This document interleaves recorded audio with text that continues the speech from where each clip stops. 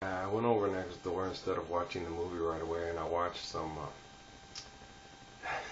Big Bang Theory because it makes me laugh. It was one episode I hadn't seen and one I had, and it was interesting. I just laughed, but in between, I watched the 2010 match in the World Cup between Algeria and U.S. And it was very crushing for the Algerian team. You could see it. But they said that the Algerian team needed at least 2 goals to advance, while the Americans, with their 1 goal in the storybook kind of fashion, won their bracket to get into the World Cup. It's kind of interesting. But you saw these dreams of this small little nation on their football team just crushed. You could feel the emotion on and see it in the Algerian players. It was a shame the goalkeeper for Algeria played such a good game. He really did. He really put a lot of heart into it. When the one guy, the number 4, got tossed, I didn't. It seemed kind of irrelevant, but I couldn't see why he got tossed. The other guy was in his face worse, and the other guy tried to step in. And the ref tossed him, and I was like, wow, that was interesting. But it was rather bizarre. But I sat and watched it, but I felt sorrow for the Algerian team in that. But that was 4 years ago. But it was kind of like when I watched the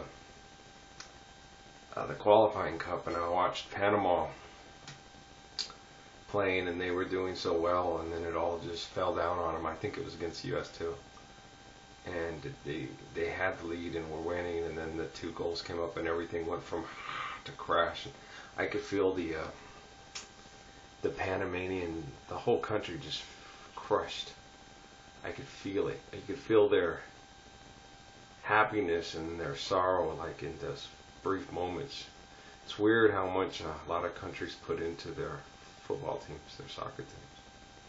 It's really interesting. Then I came back home and I watched the movie. It's called The Dove's Necklace. It was about this boy, calligrapher's apprentice named Hassan. And Zin, his friend Zin, who was a bastard child of a mother that worked in kind of a bathhouse, and she told stories to him that his dad was a gypsy. And it's a really interesting movie.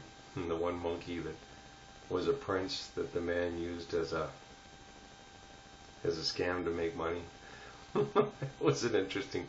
And the pages of that book that he found that the man were burning because he said the pages were poison because of the prince, that it made his life sorrowful. And then Hassan found it. The same thing happened to him when he found Aziz. And it was an interesting book. Our story. I was watching it, and it was said there are 60 words for love in Arabic, and they have different meanings of love.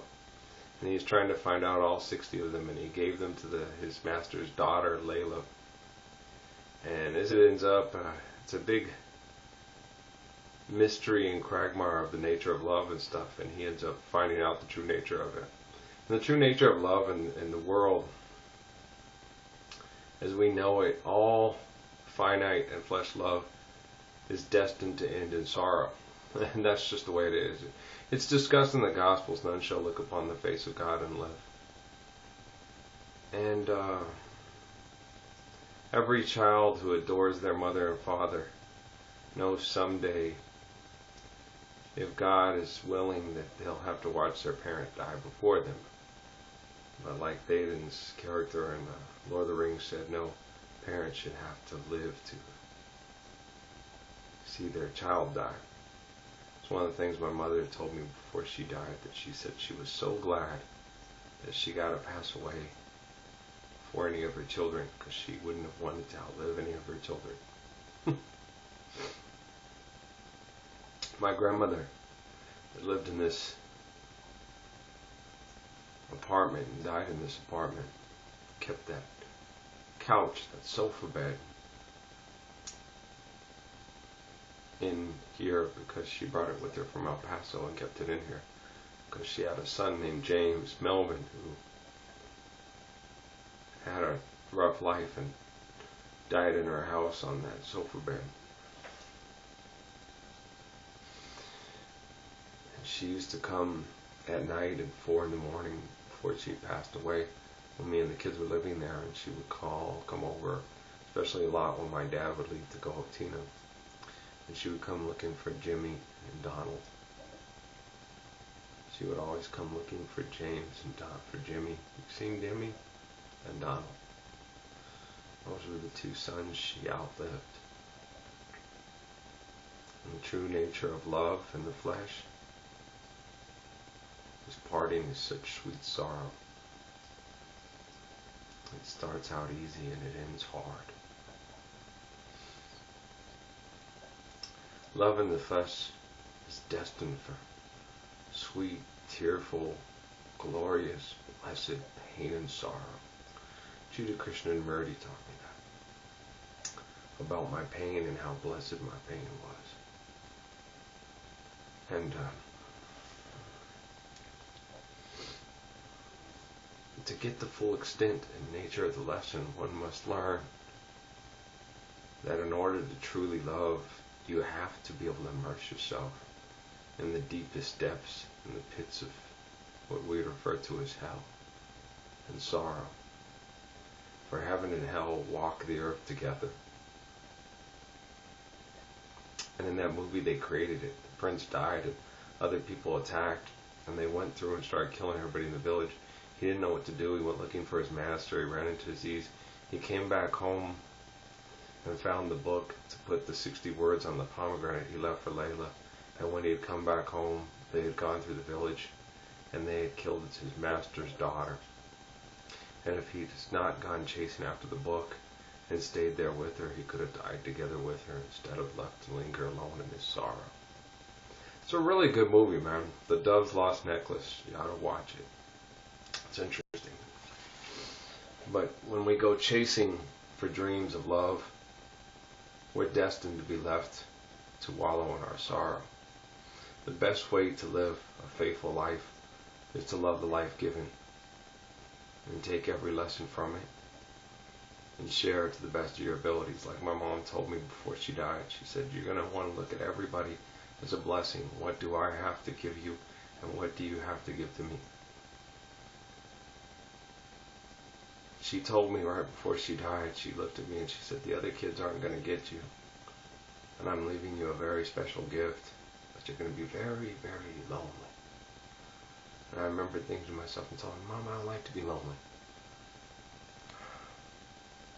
But to truly love and to truly know God's love among people that try to make it into their own understanding is to be truly lonely.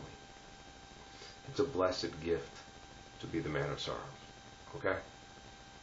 The more you can find that share this gift, the better the understanding of the sorrow of love and the true nature of love in the finite and in the flesh. That it was destined to end in sorrow. And if you flee from it, you'll never truly embrace it and enjoy it. It's kind of interesting. The love of God is eternal and infinite. And you cannot look for it in romantic and finite terms. The flesh does not hold the true nature of existence and heaven.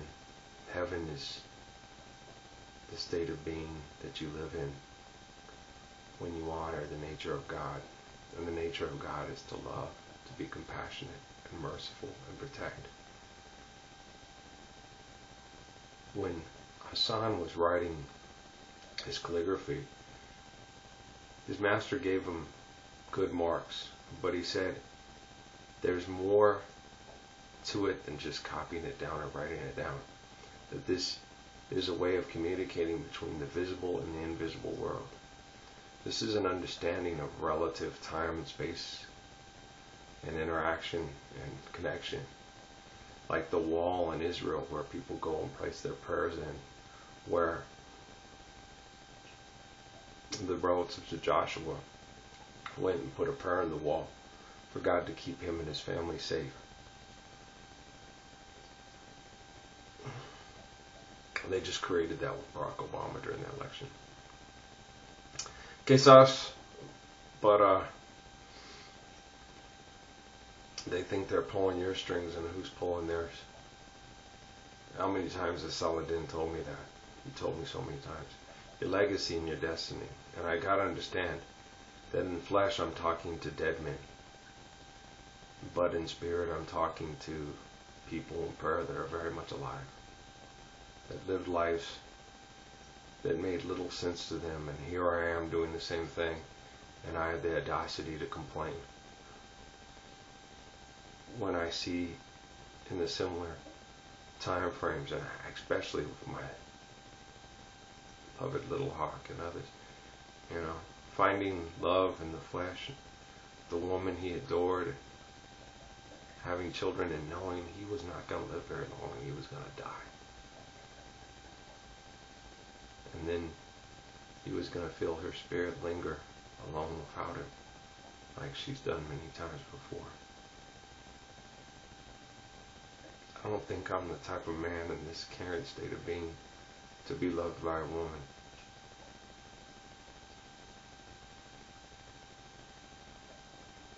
The dove's lost necklace. It's interesting.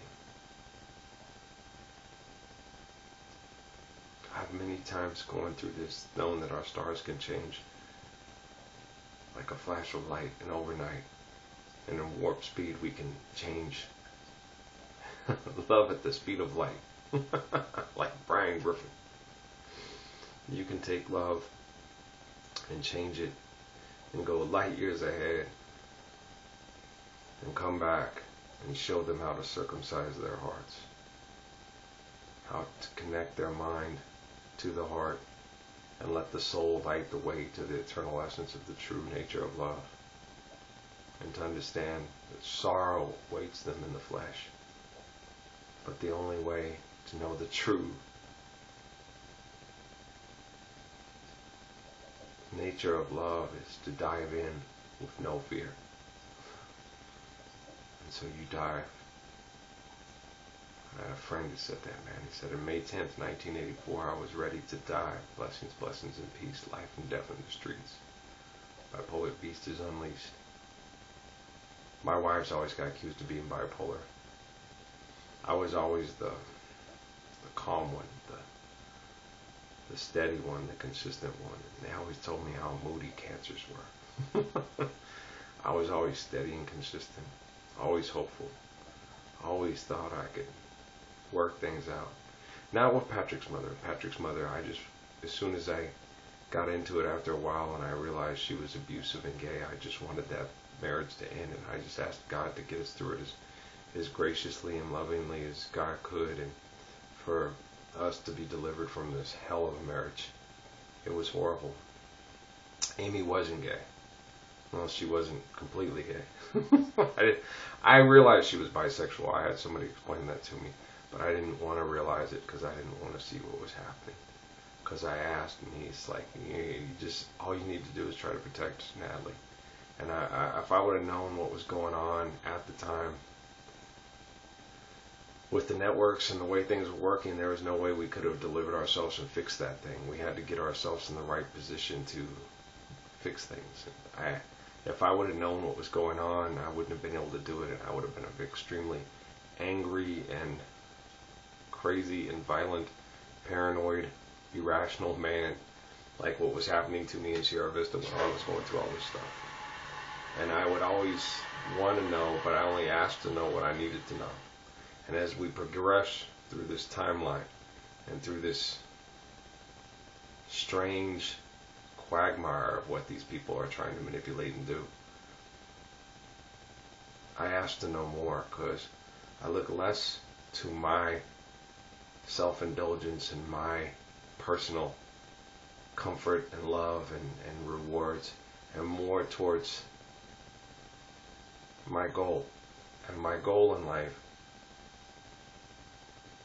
I go beyond dreams, because dreams can lie to you, manipulate you, and twist you.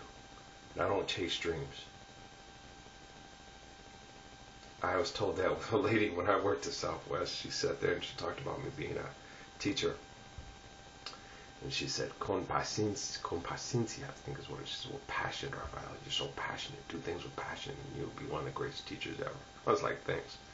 And I talked to another lady who worked out of her home. I said, that's a dream of mine, to have my home and my work number be the same, so I could work from my home and spend as much time with my wife and children in the future as humanly possible, because I just love my wife and children. That was the reason why I wanted to be a teacher, so we could go to school at the same times, have the same holidays, and I could have my wife and kids so much blessed time with them that this demanding, abusive society would allow me.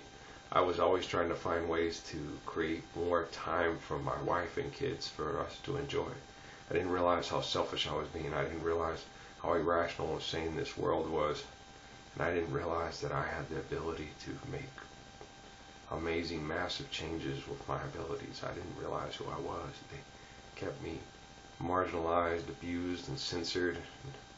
I didn't realize I had such great calligraphy abilities, even through videotapes, to pass on important prayers to help us through this hellacious, horrific illusion of power and money and technology, and arguing over our essence of existence and our nature of life and the true nature of love in the visible world and in the invisible world. Wow. Thanks for putting this movie on the end of the cap. Nasir Kamir, director of Bab Aziz. I wanted to see that one, Bab Aziz. That one, I saw the trailers for that, so that one looks really good. The movie Private and Iraq in Fragments, I don't think I would want to see. The music and everything drew me in, and I felt it, but I know everything they do now is just ways to make money and awards off of things they don't intend on stopping, because they want to create marketplaces, awards, money, and illusion to keep us all distracted while we go about business as usual. I like the historical ones because I see hope for the future. I don't like the current ones because I see us even more lost with the technology to stop our delusions of the genies of the past. But we live in this magical mystery tour world of believing in money and technology. Save us from the magic places of our insanity in the past. And we had such reality and such beautiful and such mathematical perfection to live by, and we denied it for the abuse of power and control and illusion of money, which we still live in today.